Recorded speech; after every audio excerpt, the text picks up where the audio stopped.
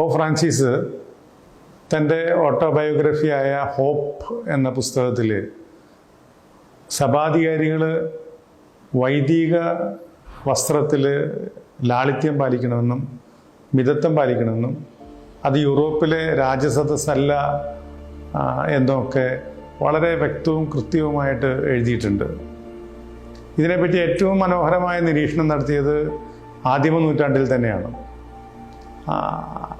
ആദ്യത്തെ മാർപ്പാപ്പ പത്രോസ് ശ്ലീഹ മുക്കുവൻ്റെ സാധാരണ വസ്ത്രം ധരിച്ച് സാധാരണക്കാരനെ പോലെ ജീവിച്ച വ്യക്തിയാണ്. സെലസ്റ്റിൻ ഒന്നാമൻ മാർപ്പാപ്പ 428 അദ്ദേഹം എഴുതി വച്ചിട്ടുണ്ട്, സഭയെ സേവിക്കുന്നവർ, അധികാരത്തിലേക്ക് എത്തിയിരിക്കുന്നവർ ഉപയോഗിക്കേണ്ട വസ്ത്രം അവരെങ്ങനെയാണ് വ്യത്യസ്തരായിട്ട് നിൽക്കേണ്ടതെന്നതിനെ പറ്റി കൃത്യമായിട്ടാണ്